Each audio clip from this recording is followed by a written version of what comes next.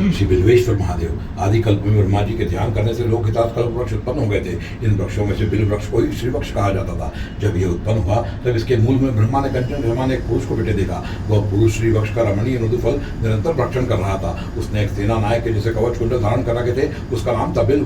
देवराज इंद्र ने उसे देखकर कहा कि जाओ और तुम पृथ्वी पर राजा हो जाओ, वहां पर तुम मेरे सखा रहोगे। इंद्र की बात सुनकर युवा बिल्व ने कहा, यदि आप मुझे वज्र प्रदान करेंगे तभी मैं पृथ्वी का राजा हो सकता हूँ, अन्यथा नहीं। इंद्र ने कहा कि मैं तुमको वज्र प्रदान करूंगा, तुम राजा होकर प्रजाजन का पालन करो। तुम्हारे स्मरण करते ही वज्र अपने आप तुम्हारे हाथों में आ जाएगा। देवेंद्र के कहने पर बिल्व तेजस्वी राजा हो गए।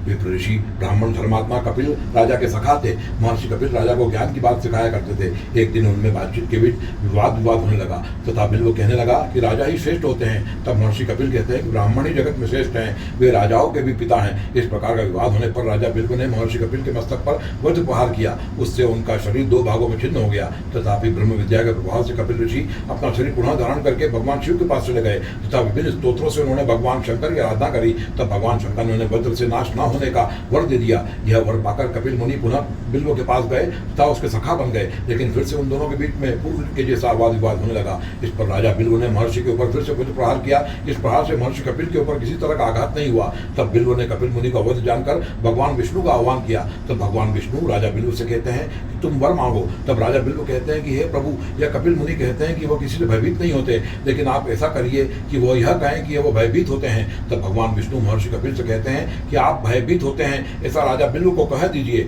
कपिल मुनि ऐसा कहने से मना कर देते हैं। तब भगवान विष्णु और महर्षि कपिल के बीच में दारुण युद्ध होने लग जाता है। तभी ब्रह्मा जी वहां पर आते हैं और कहते हैं कि हे कृष्ण, हे जगन्नाथ, आप व्यर्थ ही ब्राह्मण कपिल से युद्ध कर रहे हैं। यह आपके ही अंश है। यह महेश्वर के वर के कारण युद्ध में अवध्य तथा अजय हैं। आपका ब्राह्मण के साथ विवाद उचित नहीं है। तब ब्रह्मा जी के वाक्य सुनकर भगवान विष्णु वहां से प्रस्थान कर जाते हैं। तब राजा बिल्व विलाप करने लगते हैं कि मैं कपिल मुनि पर कैसे जय लाभ करूं, किस देवता की शरण में जाऊं। तभी वहां देवराज इंद्र आते हैं और वह बिल्व राजा से कहते हैं कि हे राजन, मैं भी एक बार इस तरह संकट में था।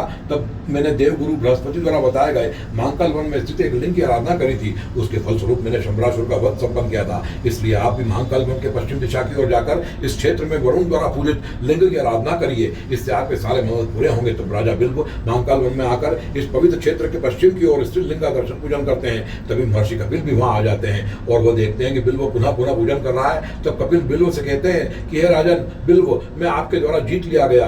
अब मैं आपके द्वारा आपके साथ मैत्री की प्रार्थना करता हूँ। महर्षि कपिल का वचन सुनकर राजा बिल्व ने प्रणत होकर हाथ जोड़ते हुए कहा कि हे देव, आपका मंगल हो, आप अत्यंत महान है। मैं कृतार्थ हो गया। आपके कथनानुसार आपकी मेरे साथ चिर मैत्री स्थापित हो गई। राजा बिल्व ने इस लिंग का पूजन किया था, इसलिए इस दिव्य लिंग का नाम बिल्वेश्वर महादेव हुआ। जो व्यक्ति भक्ति भाव से श्री बिल्वेश्वर महादेव का दर्शन पूजन करता है, उसके सारे पाप नष्ट हो जाते हैं। उस व्यक्ति की 1000 पीढ़ी को शिवलोक की प्राप्ति होती है। उस व्यक्ति के पितर घोर नरक से मुक्त होकर आनंद अनुभव करते हैं और शिवलोक की गति प्राप्त करते हैं। भगवान शिव ने इस लिंग को महाकाल वन के पश्चिम क्षेत्र का द्वारपाल भी नियुक्त किया हुआ है। वर्तमान में यह लिंग उज्जैन के पश्चिम क्षेत्र में गंभीर डैम के पास अंबोदिया गांव में स्थित है।